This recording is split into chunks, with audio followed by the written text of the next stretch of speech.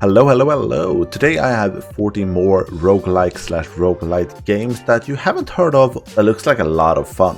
After I did the first one, I thought I had covered most of the interesting ones that are up and coming, but no, clearly not, as here we are again. I will link the first video below the like button, but other than that, let's get into the video. First up is Bane, a roguelite game with fast-paced katana action as its foundation, with spells woven in as well. You are a resolver that embarks on a journey to save the cursed. The game puts a bit of emphasis into the story, and the choices you make will lead you down different paths to new locations and I would assume different endings as well. There seems to be some good variety between the locations. Some are obviously harder than others. There seems to be a lot of enemies in this game as well. I like the look of the combat. It looks fun and challenging. It looks to involve a bit of deflecting, some great animations and a lot of action. And on your journey you will of course get better skills and spells. And I like that this title is a bit more narrative driven, unlike most other titles on this list. Bane is developed by Flyway Games. There is no exact release date for this one yet. Next up is Bloodshed. This game have leaned heavy into the retro style visuals, kind of a boomer shooter, but it's a roguelite. Personally, it reminds me a lot of Doom, but not in a futuristic setting. I get kind of Resident Evil 4 town section vibes from this. Here you are also fighting the undead, and I really like the first person perspective, not that common in the roguelike genre. The game will have distinct characters that plays very differently with different abilities, weapons and skills, and in between rounds you have permanent upgrades. There are objectives to complete as well. It does seem to play well, and I'm really interested in testing this one out. Bloodshed is developed by Com1 Software. Release is planned for Q4 2024. Then we have Commander Quest. This one makes itself stand out a bit within the roguelike genre by combining deck building with an auto-battler. Hopefully there is some great flexibility in gaining cards, because they will be really important. Because in the fights you play cards, and the units on the cards come to life and do battle in front of you on the battlefield. So learning what counters what and where to play them becomes really important, I would assume. And the fights in the game seems to start out quite small, but getting quite large, with trebuchets and several types of armies fighting at the same time. You will also have a commander or a historical hero to lead your army. I would assume they have different perks as well to encourage your army or fight for your army. And as you progress, you'll expand your deck in order to take on harder and harder challenges. When you die or a run is over, you can unlock new cards. There are new relics that you can unlock and new commanders as well. I really like the style of the game. It looks very cute. I wonder a bit about the build potential, but I think it looks like a lot of fun. Commander Quest is also developed by Flyway Games. There's no release date for this one yet. Next up is Kronos Survivor. This is definitely a slower roguelite game, inspired by the 80s action movies. It feels a bit similar to the Yakuza games and their style of combat. You don't have guns in this game either, it's all about your fists and feet. There are 3 different fighting styles in the game to use and master. In between rounds you gain upgrades and unlock new techniques, and during a run you level up, gain passive buffs, but you also get moves in order to mold your playstyle with new attacks, and you create kind of your own combos. So at the bottom middle you have your combo, and as you play you will add to it. The environment can be used as well. I really love that. You can pick up and throw stuff, use a certain thing in the environment to move or push away, throw, and certain things can also be used as temporary weapons. Kronos Survivor is developed by Alawar. Release is planned for October 30th. Then we have Achilles Survivor. This is a bullet heaven game with roguelite elements. Dark Point Games that have developed this game have made Achilles Legends Untold, which is an action RPG that got released last year. And I think they have been really smart here and reused a lot of assets and game logic and turned Achilles Legends Untold into a bullet heaven / roguelite game.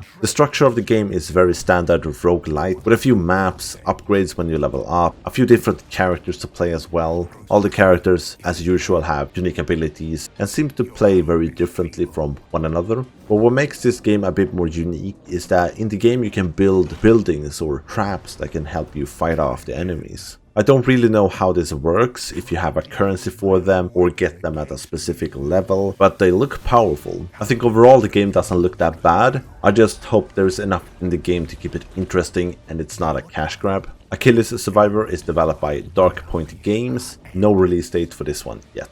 Next up is Archons, and this game has a really interesting gimmick, because here you control 2 characters at the same time. So this is a twin stick game, but you control 1 character with each stick. I don't really know how the damaging works here, I haven't played the demo yet, but you do seem to have a few skills, and sometimes there is a line between the 2 characters, or a circle bouncing between the characters, so that might be how you deal damage, or auto attacks when you stop moving. But I think the concept here is really interesting, and there seems to be at least 1 skill that merges the 2 characters together that kinda looked cool. But yeah, to me this game seems to be quite hard, like dodging everything with 2 characters at the same time, that could be kinda tricky. But the rest of the game seems to be pretty standard roguelite formula, with levels that gives you perks and skills, shop, upgrading outside of runs, random events, and so on. And I do think build potential could be really cool here with 2 characters. Archons is developed by Bullet Hell Studios, release is planned for December 2024.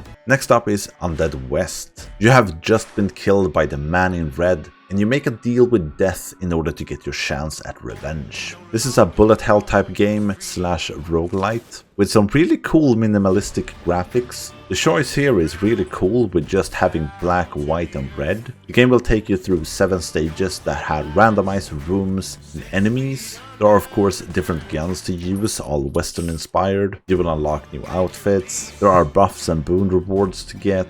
It's very standard in its execution, but it definitely has a unique style to it. It looks a bit slower and pretty hard and challenging. Undead West is developed by Deathless Games. Release is planned for this year. Then we have Morgenstern, I hope I pronounced that correct, which is a third-person hack-and-slash roguelite. I really like how this looks and plays, but it definitely looks a bit rough around the edges. Some hitboxes and animations looks a bit off, but then again we have no release date for this one yet, so hopefully everything will be ironed out. The game is played in handcrafted levels and procedurally generated dungeons, and you will have to determine how far you want to push in a dungeon, if you want to go for more loot or if you want to extract with what you already have collected, introducing kind of a risk factor into the game. I like that mechanic. The environment has some destruction to it as well, which will grant you resources. There are weapons, spells and abilities to unlock. There's also crafting. The game can also be played in co-op and even PvP. I just hope it's not too ambitious, because I don't want the overall quality to suffer. I'd rather they focused on one thing than doing everything, but we'll see. This one is developed by Doublesmith, no release date for this one yet. Next up is the Kronos Event. Also a third-person roguelite, but this one has a sci-fi setting to it. The game is all about manipulating time while in combat, or rather rewinding time to save you from certain death, or use it tactically to kind of battle beside yourself. I think this is a really cool idea. I just hope they have thought this through enough that it don't get too repetitive, has enough flexibility and introduces new kind of time mechanics as you play the game, or there are different ones to find. I like the movement in the game as well, very fluid, and you can slide around quite a bit. Reminds me a lot of Vanquish from the 360 era. That game was all about sliding and slowing down time. Here you have upgrades and tech in order to get better and progress farther in the next run. The Kronos Event will drop into early access this year and will feature 6 levels, 8 weapons and a bunch of different enemy types and 2 bosses. The game will stay in early access for at least a year, and I do think there is a lot of potential here. I definitely like what they have so far, but we'll see how it plays and all that stuff when it comes out. The Kronos Event is developed by Super Jump Games, and early access will drop sometime this year. Then we have Danheim, an isometric roguelite where you hack and slash your way through tons of enemies. They market this game as having endless replayability. That includes a lot of different environments, a big emphasis on enemy variety. They have more than 100 unique abilities, a lot of meta progression where you can combine items, salvage them. There are supposedly more than 100 enemy types and bosses, and I think more than 50 worlds. And all this sounds great, but I wonder how distinct all of these enemies are, the worlds and the skills as well. Like everything here is very easy to say, but now you also have to deliver. And I'm all for having variety and having a ton of content, but not over the overall quality suffering. But I haven't played it, so I can't really judge. I do like the game's simple style. I usually prefer a simpler style, as in roguelikes there tend to be a lot happening on the screen at the same time. This one will also drop into early access, no specific date for the drop into early access. The developers aim for at least a year in early access, and they also talk about the game possibly being free to play. And I hope that doesn't mean pay to win, but instead cosmetics and stuff like that. They also mention PvP, but they have no plans for that yet. A lot of things to consider with this one. This one is developed by High Rise Studios. Next up is Everwarder. This is a roguelite tower defense game where you are fighting the darkness. I really like the style of this game and the idea as well. As you start, you'll have your crystal that you have to defend and some energy. From there you need to expand out into the darkness and defend your crystal at the same time. The game isn't played in waves, you instead try to survive for as long as possible. Hopefully this will lead to some interesting approaches where you can take it slow or kind of go crazy, expand quickly and hope for the best. I'm assuming clearing the darkness will lead to more resources and other cool things that you can unlock or use in a run, and that it isn't just a tool to expand, but we'll see. The map is randomly generated, and of course as time goes on everything will get harder and harder. I really love tower defense games, and Everwarder is one of the best ones from this year, and I think this one looks great as well. It has that kind of unique approach to it, which is definitely a recipe for success. Everwarder is developed by Lite, no release date for this one yet. Next up is Toads of the Bayou, a roguelike deck building game with tactical turn-based combat. It looks like they infused deck building into the Final Fantasy Tactics games and then just replaced everyone with toads. You and a group of toads have been trapped and are forced to fight in order to cleanse a corruption. I really like the style of this game. I like that they have mixed different styles as well, and grid-based combat is something I'm very used to, but played with cards and a deck is interesting and something I'm looking forward to play around with. And building a deck in this game will be interesting as you'll have to balance movement cards and attack cards, I would assume. But yeah, it's always nice to see a new twist on a roguelike game, and to me this one looks great. I just hope there is enough content in the game. This one will be releasing in a month, 19th of November, developed by Lagrange. Then we have Ember Drift, probably the fastest game on the list, as this is a platformer with roguelite elements. This is such an interesting idea to me. Looks like Sonic but on crack. And I think the graphics are amazing as well. The details in some of the backgrounds are amazing.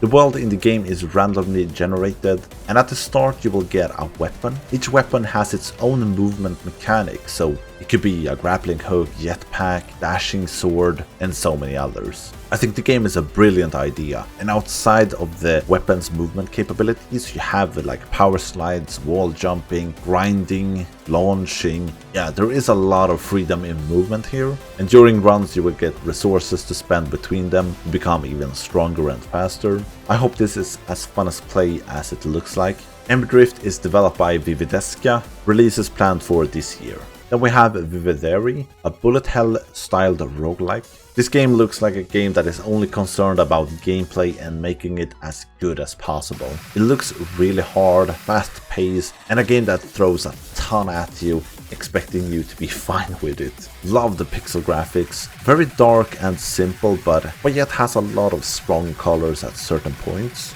The game is structured around the dungeons you'll have to make your way through. The dungeon layouts will be randomized. There are over 100 items to find, making you more powerful. I don't know if you level up, but there seems to be some attack slots, so that's at least something. And then there is also burgers to find. I don't really know what they do, but they seem to be important. Developed by Wangaline, no release date for this one yet. That was 14 more roguelite/roguelike games you probably haven't heard of. I do think every game on this list is interesting, and hopefully I'll have time to play them all and make some videos around them. Thank you so much for watching, have a great day, and I'll see you in the next one. Bye!